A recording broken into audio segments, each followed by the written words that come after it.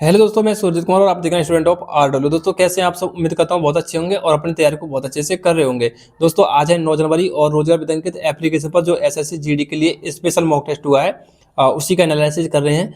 तो देखो आज का जो मॉक टेस्ट है, अगर आपने नहीं दिया है तो मॉक टेस्ट जरूर दे लेना। जिन स्टूडेंट का एग्जाम 10 फरवरी के बाद में एग्जाम है या 10 फरवरी को एग्जाम है, तो मॉक टेस्ट को जरूर दे के जाना, ठीक है? क्योंकि आपको एक अंदाजा लग जाएगा कि पेपर का लेवल कैसा आ रहा है और पेपर में हम कितना स्कोर कर पाएंगे इस मॉक टेस्ट के अनुसार। क्योंकि ये मॉक टेस्ट बनाया जो गया है वो पेपर के लेवल को देखकर ही बनाया गया है, जो स्टूडेंट ने बताया है, ठीक है? तो मॉक टेस्ट आपको जरूर देना है। तो आज का आपका मॉक टेस्ट में स्कोर कितना है, अगर आपने दे लिया है तो एक कमेंट बॉक्स में मुझे जरूर बताना, और साथ ही में अपने राज्य का नाम भी जरूर मेंशन करना कि आप इस राज्य से इतना स्कोर करके आए हो इस मॉक टेस्ट में, ठीक है?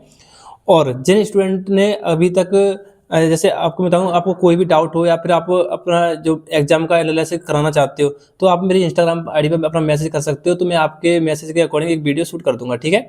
तो मैंने इंस्टाग्राम आईडी अपनी कमेंट बॉक्स में पिन कर दिया, वहाँ से आप मुझसे जुड़ सकते हैं। और देखो अब बात करें एग्जाम का जो मॉक टेस्ट का जो लेवल है वो कैसा था। मैथ में देखो, मैथ में जो 12 से 13 क्वेश्चन तो इजीली बन रहे थे।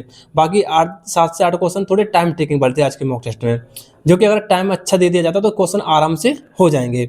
और बात करूँ मैं जीएस की, जीएस तो देखो जैसे पेपर में पूछी जा रही है वैसे ही अंक सर ने पूछी है आपके लिए। स्टैटिक जीके का ज़्यादा वेटेज रह रहा है। और देखो आपका 7 फरवरी को जो कि करंट अफेयर का थोड़ा ज़्यादा इशू बताया स्टूडेंट ने, करंट अफेयर के 3 से 4 क्वेश्चन बताए थे, तो वो थे। और बात करें जीएस का, तो देखो यही है, जीएस में आप ज़्यादा टेंशन ना लो, देखो आप पढ़ते रहो, बस बुक से पढ़ते रहो, स्ट्रेटेजी को पढ़ते रहो, जितने क्वेश्चन आपसे बनेंगे वो सब सही बनेंगे, ठीक है? तो जीएस का लेवल ठीक ठाक है, मॉडरेट पूछा जा रहा है पेपर में भी और मॉक टेस्ट में भी। अब बात करें आपका रीजनिंग की, रीजनिंग बिल्कुल आसान पूछी गई, तो मुझे लगता है रीजनिंग में कोई ज़्यादा दम नहीं है। आपकी रीजनिंग और हिंदी बिल्कुल आसान है, आप पेपर में भी आसान आ रही है और मॉक टेस्ट में भी आसान है। मॉक टेस्ट में बिल्कुल सेम पेपर लेवल जैसा था जो स्टूडेंट बता रहे हैं। मैंने अभी पेपर नहीं दिया, मेरा 19 को पेपर है, जैसा स्टूडेंट बताया वैसा ही है। तो आपका कितना स्कोर था ये कमेंट बॉक्स में मुझे जरूर बता देना। और देखो अब बात करें कि पेपर का 10 तारीख के बाद लेवल कैसा रहने वाला है, तो देखो 10 तारीख का जिन भी स्टूडेंट का एग्जाम है 10 के बाद है, तो वो अपनी बात, मेरी बात को अच्छे से ध्यान कर लें। देखो आप मैथ में 12 से 13 मतलब 15 क्वेश्चन तो इजीली बना दोगे पेपर में, ठीक है? 15 क्वेश्चन क्योंकि आसान पूछे जा रहे हैं। 15 5 से 6 क्वेश्चन ही ऐसे हैं जो कि थोड़े टाइम टेकिंग वाले हैं, उनमें टाइम दोगे तो आप वो भी क्वेश्चन बन जाएंगे, आपका अगर मैथ अच्छा है तो।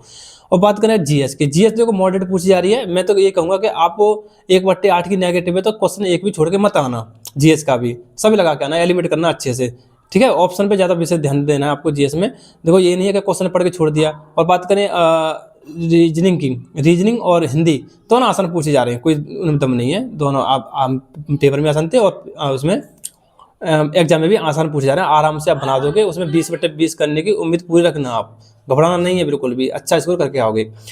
तो देखो आपका जो पेपर है जिन भी स्टूडेंट का 10 तारीख के बाद है, तो भाई अपनी तैयारी को अच्छे से करते, तो बस पेपर में थोड़ा टाइम मैनेज कर लेना, पैनिक बिल्कुल नहीं होना।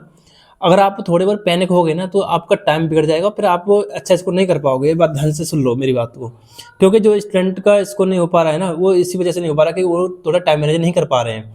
आपकी भले तैयारी कितनी भी अच्छी सही है, अगर आपका टाइम मैनेज नहीं हो पाया तो आप पेपर में अच्छा स्कोर नहीं कर पाएंगे।